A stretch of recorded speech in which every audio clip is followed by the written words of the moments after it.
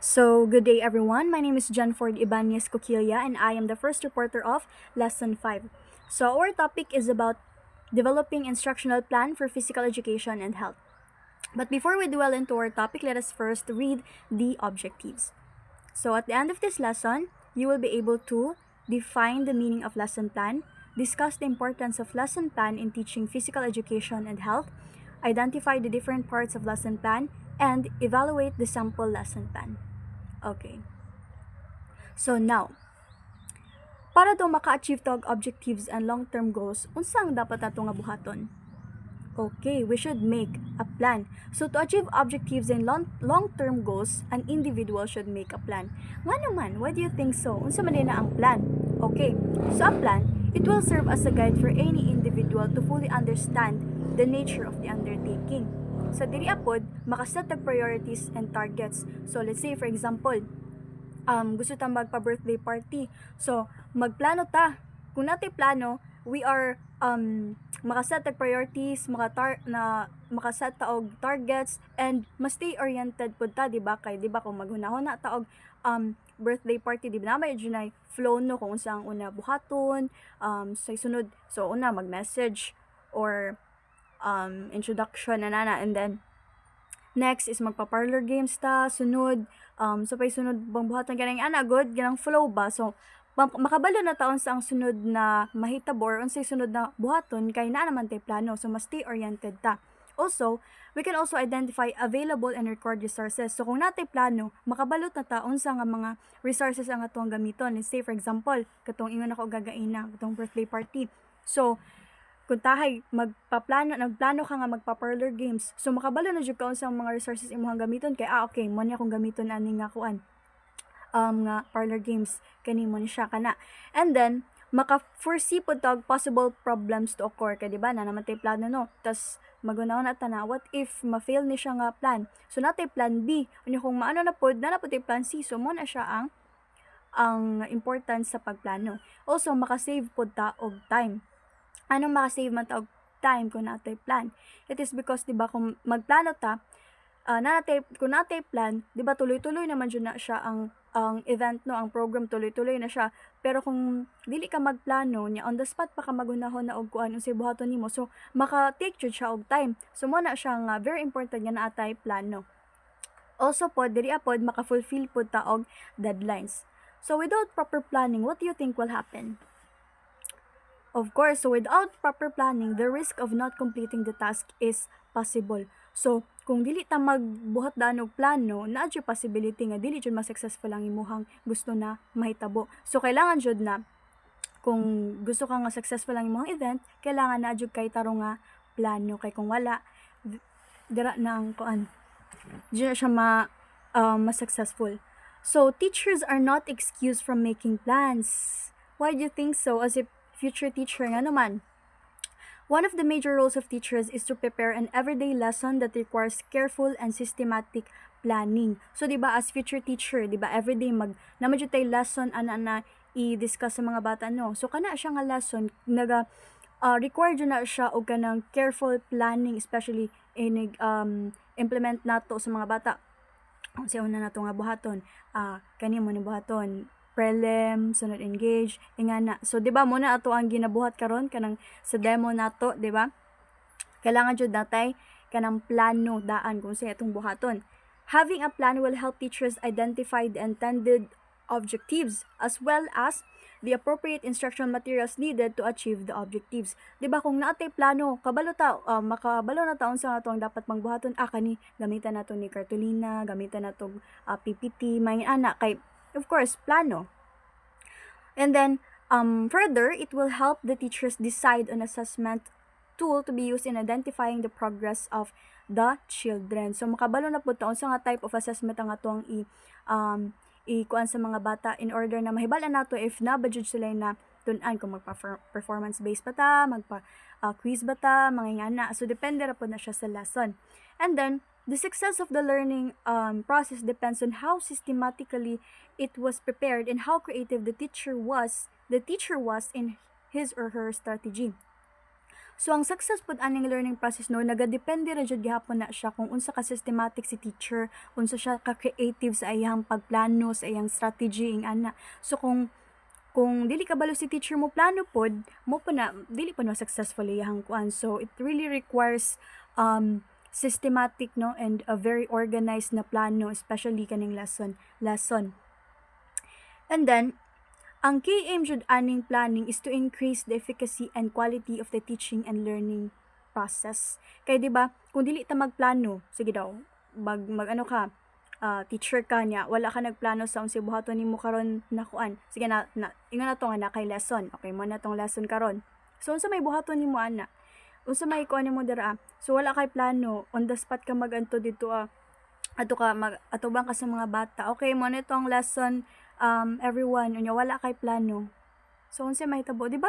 Murag kuan kayo murag empty ang ano, wala kay kanang unsa ni dili ka oriented unsay una nimong buhaton. Unya wala ka balon sa mga wala kay prepared na resources mo na siya nga kay wala man kay plano. So very important jud kayo ang planning, and as a teacher dili ta kanang excuse ana no, dili kay moingon ta nga teacher naman ta di na ta need maghimo og plan kay hawd naman ta. Uy dili ta magpahawd-hawd ha, kay need gyapon nato og plan ana. So mo na siya. So karon let us define what is lesson plan. So unsa man na ang lesson plan, guys? So for you, what is lesson plan? Unsa man na siya?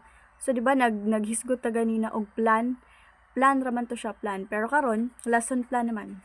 Unsa man na siyang lesson plan? So kaning lesson plan, it is a concise summary of the course instruction by the teacher. So mo na ni siya. Kung ganina, atong example kagay na is birthday party, di ba? Pero karon as a teacher, mo na to ang summary of the course instruction. Okay? So nana diri ang lesson, nana diri ang objectives, nana diri ang unsay procedure, ang mga resources natong dapat buhaton, very, very systematic and very organized na plano. Then it is also considered the learning direction of a lesson. Kaya na naman dito ang flow kung saan dapat nimong buhaton mo na siya ang learning direction sa lesson. So it is a strategy devised by a teacher to guide the learning of a class. So kaning lesson plan kisa may mobuhat ani. Of course, si teacher ang magbuhat ani. Siya ang magbuhat para guided po siya sa iyahang pagtudlo. So karon, such specifics can differ depending on the teacher's preferences, the topics covered, and the pupil's needs. So kaning sa lesson plan pod, depende po ni siya kung unsa ang preference ni teacher, unsa ang kanang topic, and most importantly, ang needs sa mga students. Mo jud na siya ang pinaka-importante na ato ang dapat i-consider. So, sa topic po, depende po na siya sa topic na itong i-covered kay. What if ang ato ang topic is about science, unya say tawag aning ang imong topic is about sa volcanic eruption ingana, unya dapat ang ato ang ipa-activity ato is kanang di ba kanang experimenting ana, unya imong gipabuhat is nagpa-reading nagpa-choral reading. So di ba wala siya na mao. So dapat align tanan ang imong unsay sulod sa imong lesson plan sa imong topic, naka-align dapat dito sa activities, sa objectives, di ba mo naman dyan itong ginabalik-balik jud alignment tanan sa lesson planning mo, dapat naka-align tanan. And then the teacher, as the master of the planning, needs to identify the important points of a lesson arranged to be presented to the pupils. And then a well-planned lesson is important in making the learning process significant. Nga naman, why do you think so, guys? Ang well-planned lesson is very important man jud siya. No, it is because it enables the teacher to identify the important events that will lead to success in the implementation of the lesson. So, kung gusto ka nga ang imuhang implementation sa imuhang lesson is kanang successful, very organized, and very so dapat naa kay well-planned na lesson. No, kita as a future teacher, mo na siya ang importante kayo na to nga buhaton. Lesson plan, systematic and organized lesson planning. And then, it will help teachers focus on the important skills that pupils need to learn and acquire. So sa lesson plan po nato, mahibalan po nato, dira po nato makuan kung unsa ang mga makatabang po na sa ato para kanang makafocus ta ba kung unsa tong mga important skills na dapat na ma-learn ug ma-acquire sa mga bata kay di ba sa objectives nato na bay nakabutang dira ang kanang sa psychomotor, cognitive, and sa affective. So, di ba, dira kung natay lesson plan, di ba, magbuhat og lesson plan, di ba, kita ba, nagabuhat na atong learning objectives, no? So, ma-identify nato, unsa jud ang mga important skills na need na ma-learn ug ma-acquire sa ato ang mga students. So karon para mas masabtan jud ninyo kung unsa jud ni siya ang lesson plan, unsa may advantages ani, unsa may disadvantages ani, unsa iyang mga parts, unsay flow niya, and unsa man jud ni siya. Pero kabalo naman jud taon sa ni, pero kailangan jud nato nga balik-balikon ni siya kay this very important jud kayo ni siya, especially diri as a physical education and health. Kay di ba every subject lahi-lahi ang pagbuhat sa lesson plan, kay depende man jud na siya sa depende na sa lesson. So karon para mas masabtan jud ninyo kung unsang lesson plan, i-discuss na ni sa ako ang sa ako ang group mates, okay? So mo lang to siya ang ako ang part. Thank you everyone. Hello everyone, good day. My name is Rico Opos and I am the second reporter of this group. So my topic is all about advantages and disadvantages of lesson planning. So first, let's start the advantages of lesson planning. Number one is it promotes self-confidence in the teacher. So through lesson planning, si teacher is maging confident siya sa iyang pagtudlo sa mga bata. It is because nagamit siya og lesson plan, and sa lesson plan is guided na ang iyahang itudlo sa mga bata, guided na ang iyang instruction nga iyang i-teach dito sa mga bata. And then maging confident siya, it is because wala na siya kailangan nga hunahunahon. Ang iyan lang buhaton is kung unsaon niya pagtudlo tong iyahang gibutang dito sa lesson plan, kung unsa tong subject, unsa nga lesson tong naa dito sa lesson plan.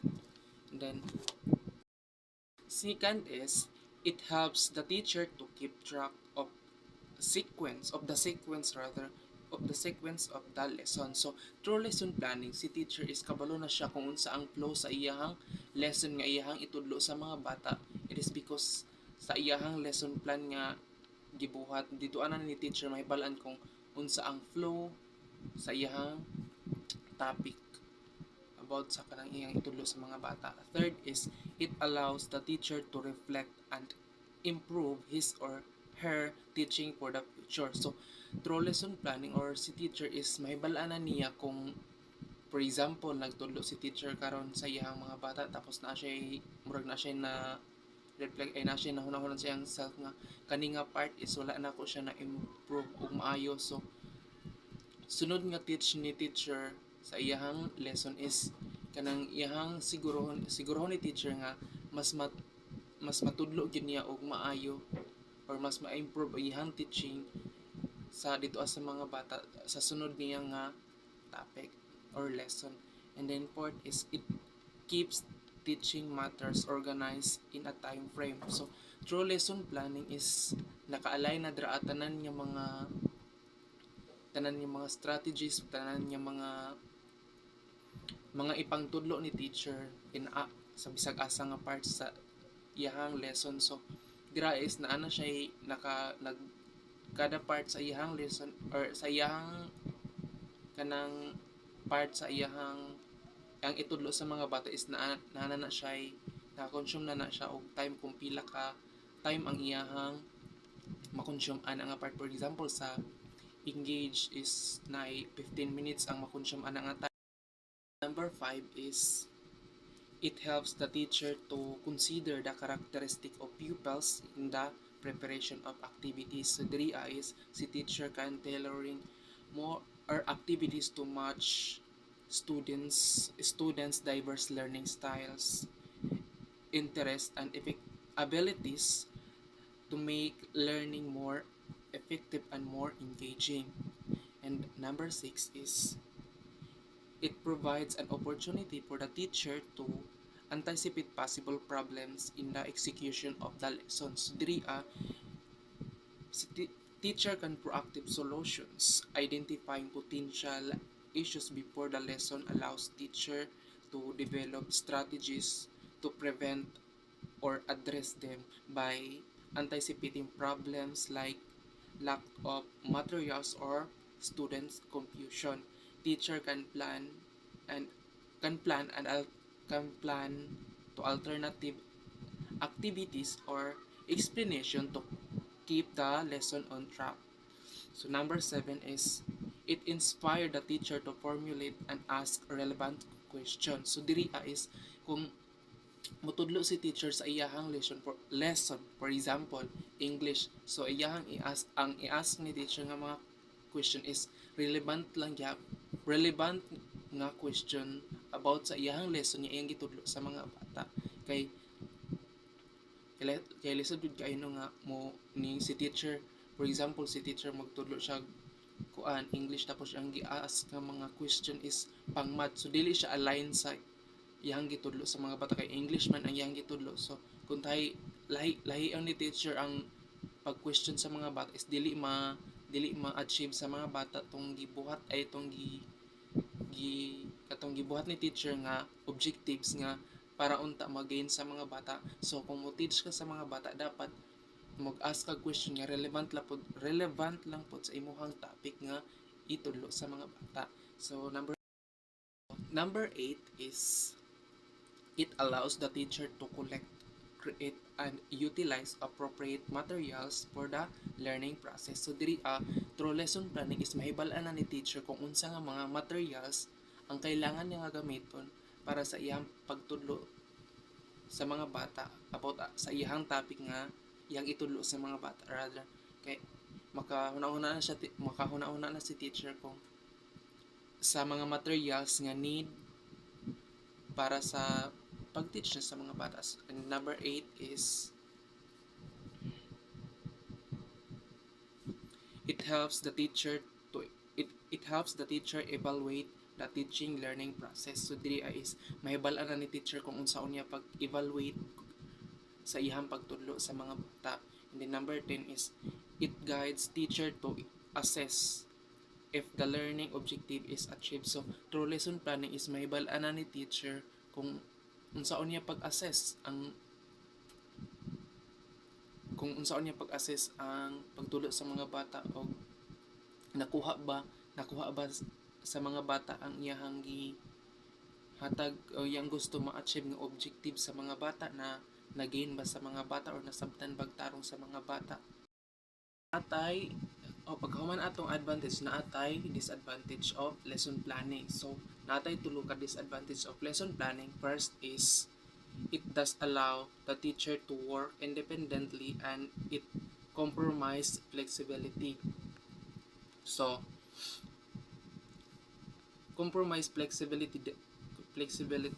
Detailed lesson plans can sometimes hinder a teacher ability to adapt and unexpected questions, discussion, or students' needs that arise during the lesson. Striking too rigidly to a plan may prevent capitalizing on teachable moments. And then number second is it makes simple matters complicated. So the process of creating a lesson plan might make simple teaching points more complex than they need to be. Over-analyzing and detailing every aspect of obscure the fundamental concept. So number 3 is the last disadvantage of lesson planning is it allows the possibility of making the teaching process challenging. So the pressure to adhere to a lesson plan and cover all planned materials can in, in inadvertently make the teaching process more challenging. The teacher create an unnecessary stress for both the teacher and the students, especially if the plan is not well studied, to the class peace or understanding. Thank you so. Next report. So, good day everyone. My name is Juridin E. Tortugo and ako ang ikatulong nga reporter sa kaning nga grupo. So, ang akong topic is all about the element of lesson plan. So, ang pinakauna is ang learning objectives. So, the teacher should determine the learning objectives that he or she want to achieve. Determining the objectives can be done based on the attributes of pupils and what is stated in the curriculum. In the establishing objectives, a teacher should select and rank the concept based on their importance. So, learning objectives are the specific goals or targets nga gusto ma-achieve sa mga estudyante pagkahuman sa lesson or sa klase. Mao ni siya ang naghatag og klaro nga direction nga klaro nga direction kung unsa ang kinahanglan nga makatunan o mahibal-an sa mga estudyante. Importante pud kayo ang learning objectives kay makatabang pud ni siya sa mga teachers kung unsay dapat ikahintudlo og unsaon pagtudlo. Ug siyempre makabalo pud ang mga estudyante kung unsay target nila nga makatunan sa usa ka lesson. So, nasabtan ra ang learning objectives. So, yes. So, ang sunod is ang activities. So, these are the learning experiences provided by the teacher. A variety of activities will enable the teacher to have a true explanation of the concept being taught, and using different activities can reach a wide range of learning styles. Activities to be prepared and offered to the pupils must be fun, engaging, enjoyable, and related to a real-world situation. So, activities are the different tasks or experiences nga gihimo sa klase aron makatabang sa mga estudyante nga makakat-on sa usa ka leksyon. So, these are designed by the teacher to make learning active, fun, and meaningful. So, importante gid ang activities kasno kay makahatag magud ni og interest og excitement sa mga estudyante, og siyempre makatabang sa mga estudyante nga magamit ang ilang nahibal-an sa actual nga situation. So pinaagi sa activities makita sa teacher kung nakasabot ba gyud ang mga estudyante. So nasabtan ra ba ang activities class? So yes. So ang sunod is ang assessment. Assessment is an important part of the lesson for both the teacher and the pupils. So this help teachers identify the progress of the pupils. Appropriate assessment tools must be properly selected by the teacher to evaluate what is needed to be evaluated. Also, assessment can be used by the teacher to determine the strengths and weaknesses of the teaching progress through teachers' reflection. So, assessment is the process of collecting information about students, learning to know how much they have understood, what skills they have developed, and what areas still need improvement. So, importante ang assessment kay dire manggod kanay makita sa teacher kung nakatunan ba gyud sa mga kung nakakaton ba gyud ang mga estudyante. So makatabang pud ni sa mga teacher nga kung unsa pa ang angay nga tudluan or i-review sa mga bata. So nasabtan ra ba ang assessment class? So okay. So maura na ang ako ang topic and thank you. God bless. Hello everyone, my name is Genevieve J. Casquejo and I'll be the fourth reporter of the group and I'll be continuing the discussion about the lesson plan and each part. Since you already know the purpose o kung unsa pod ang lesson plan, let's now move on to the parts of the lesson plan. So first we have here the setting the objectives. So the setting and the objectives is very important sa teacher kay of course it will be the basis of the teacher on what their student would learn at the end of the discussion, at the end of the lesson, or at the end of the unit. So bisag asa jud no naa jud ning objectives jud kay mo ni siya ang goal sa teachers. So in setting the objectives means the teacher clearly decides what students should learn and what skills they should develop by the end of the lesson. So, if mag-set daw tag objectives or ang teacher is need din nila nga ma-review and also mag-refer sa curriculum standard kay of course need man na ang objectives is mag-match siya sa sa kung unsay required sa school or sa educational system. So, another thing is if in setting the objectives, we need to consider the students' needs.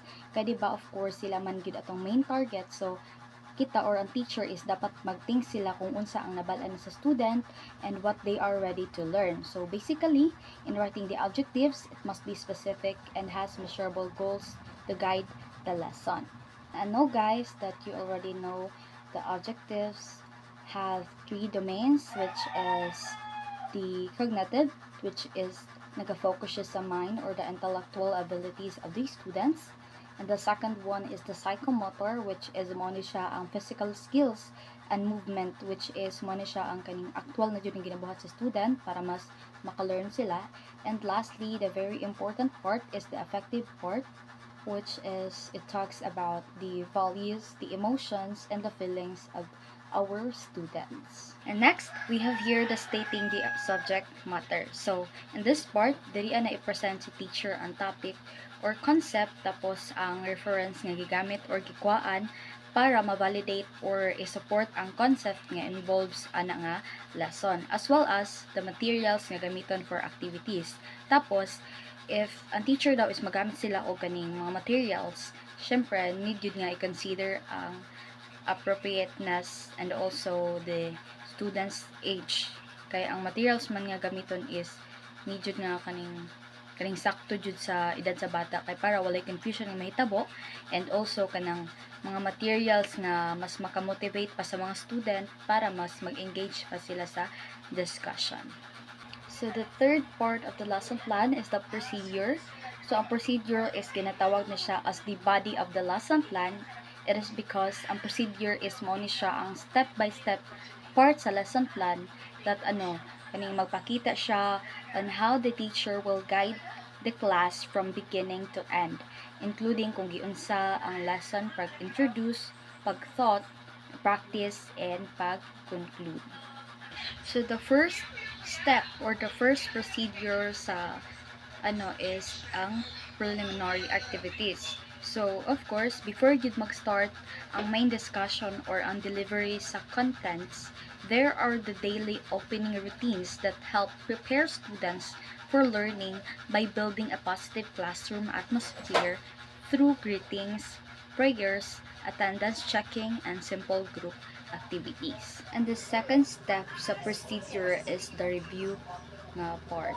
So, ang review is mo na siya ang short activity at the start of the lesson nga nagatabang sa pupils to remember and connect what they've learned in the previous class. So, if you're going to give your class a review, magdepende na lang gid na sa imuha if what strategies would you use. It's either gusto nimo siya as a game or kaning mag-ask kag questions about the topic, or alat nimo ang pupils nga mag-share sa ilahang remember or understanding nila sa last lesson, or even pwede po ka magpa-quiz, no, para mabalaan gyud nimo if naa ba gyud sila natun-an.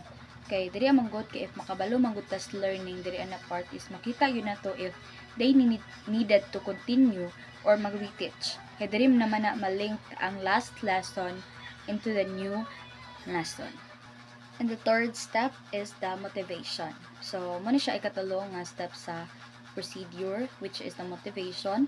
So, ang motivation is the part of the lesson plan where the teachers prepares an exciting or meaningful activity to catch the pupils' attention and connect their interest to the lesson. So, motivation is very important yun kay para ma-set ang classroom into fun and engaging atmosphere. So, ang purpose gyud pod ani niya is maghatag siya og idea or hint sa bata kung unsa na pod ang ilahang matun-an nga information karong adlaw.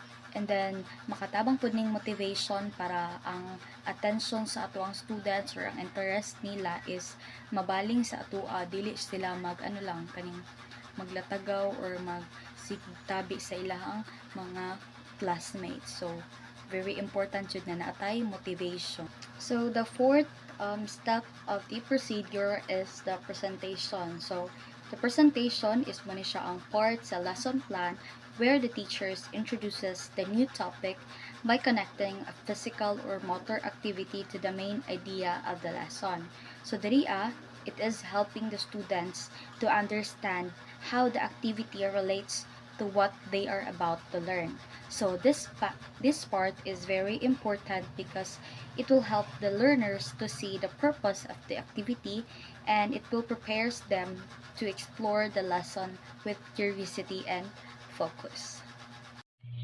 Okay, good day everyone. I am Princess Rilene Manalan and I am from Group 6, and I will continue the report of Miss Casquejo, which is ang letter E sa number 3 nga procedure. So, ang letter E is ang discussion. So, discussion is the most essential part of the procedure. It is where the teacher asks quality questions that enable the students to come up with the expected concept. So, ang discussion daw, mo siya ang pinaka-importante nga procedure. So, this means that all nga things that we do sa ato ang lesson, ang discussion part ang mga pinaka-importante. Dili lang ni siya something nga ato ginatackle at the end of the lesson, but it is more like the heart of the lesson. So, ang diri sa discussion is this is where the teachers ask quality questions. So, ang discussion dili lang na siya random chat between sa teacher and students. So, kaning discussion kay guided na siya sa teacher, and the quality of the questions the teachers ask is super important. So, kani atong ginatawag nga quality questions, mo ni siya ang mga questions that make you think or explore ideas and connect the lesson sa imuhang mga nabalaan na sa imuhang kaugalingon. So, ang goal ani nga mga question is dili lang para i-test kung kabalo ka so sa tamang answer, pero mo ni siya ang mo kanang guide step by step para ma-discover nimo ang main ideas or concept sa lesson nga ikaw lang. So, mura lang ni siya kanaganing mag-solve kag puzzle. Tapos natagaan lang ka ni teacher og kanang mga clues ba para ma-solve nimo ang puzzle nga ikaw lang nga maput nimo ang mga pieces together. So diri apod sa discussion, ang teacher is pwede magamit og inductive or deductive methods nga mag-present sa lesson by giving questions. So kani is naay two means diining sa discussion ways sa teacher nga mag-ask og mga quality questions. So first, diri sa inductive method is this is like leading you on a treasure hunt. So kani ang teacher is mag-ask og specific nga mga questions nga mag-lead sa imuha sa main concept. So, kanang murag mag-start ka sa details usa para makakuan ka sa mga answers or ma-concept ma-picture out nimo ang big idea. So, for example nga mga questions aning inductive method. For example, what happens to your body when you exercise? O, kana ang question is muna siya ang example sa isa ka inductive method. Kay kana nga pangutana is ginalid ka kung unsa ang answer ana nga kuan. So, napaisa nga, what do you notice about your heart rate? O, pag mag-exercise ka, may mo manotice sa imong heart rate, di ba? Kay mo paspas man ang imong beat sa imong heart. So, kani mga questions is ginalid ka sa concept nga kanang ang exercise is kanang maka-increase sa imong body's needs sa energy o hydration. Diba kay kung mag-exercise man gyud ka naman gyud ng tendency ka ng uhawon kag maayo nga gusto ka mo inom og tubig nya dapat need nimo og daghan nga energy para di ka dali kapuyon. While sa deductive method naman, ang ikaduha nga way is mao ni siya ang kanang mura kag gintagaan ng kaog mapa tapos i-explore nimo ang teritoryo. So, diri si teacher is mag-start siya og main concept, mag-start siya og storya about sa main concept tapos mangutana din siya og mga questions para matabangan ka nga mas masabtan nimo ni og tarong. So, pinakauna is mag-start ka sa big idea nga kuan kanang mga smaller details ko. For example, so kani exercise is important for a healthy heart. Why do you think that is? What are some exercise strengthens your heart?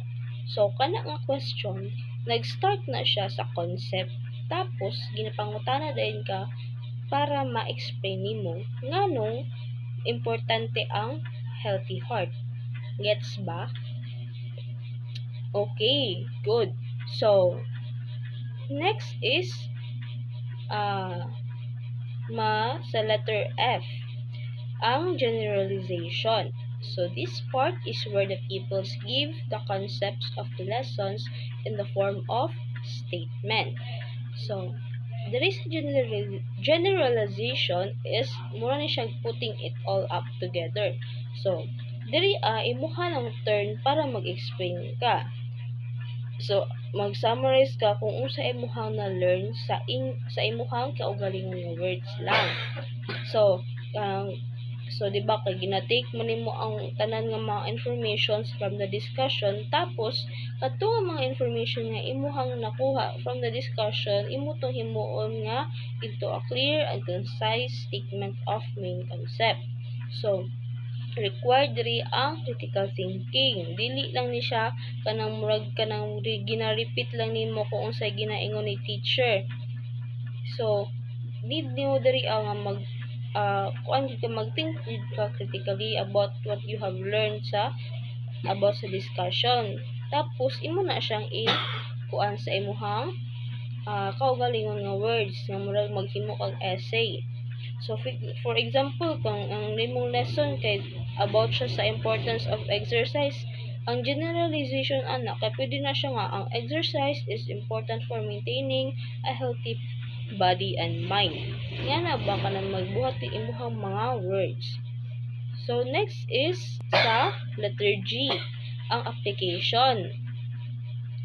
Ang application, the teacher gives an activity wherein pupils can apply what they have learned from the lesson. So, putting knowledge to use.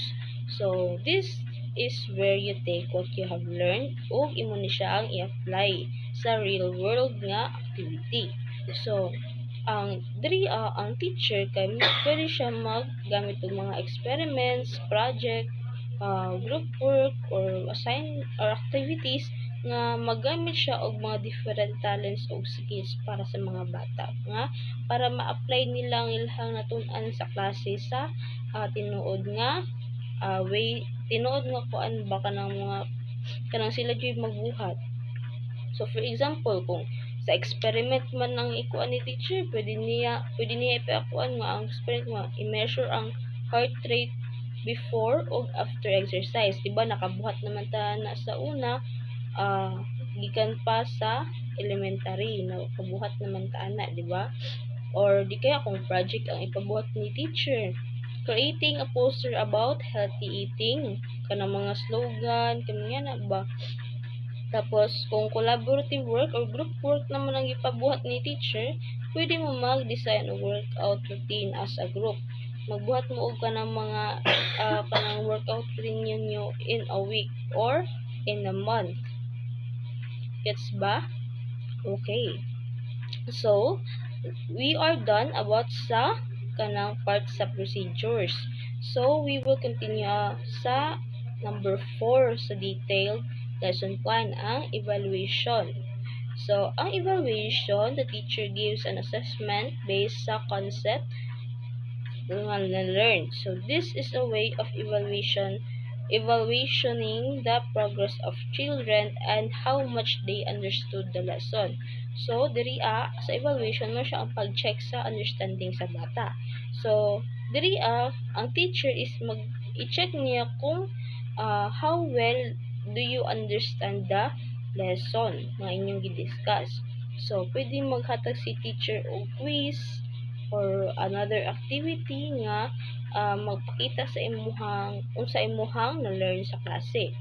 And then, sa feedback sa evaluation naman is ginatabangan ni si teacher para makabalo siya kung unsay mga nasabtan sa bata sa lesson o kung unsa pa ang need jud nilang i-review para mas masabtan nila, kay naapoy uban baya nga bata nga dili dayon maka catch up. So dili ta pwede maka-proceed ana nga sa next topic kung naapay kanang na-stuck nga bata sa kainyuhang lesson anang adlaw, para inyuhang masabtan jud ninyo nga dili walay mabilin sa inyuha. Next naman is sa number 5 naman ta, sa last part, which is ang assignment.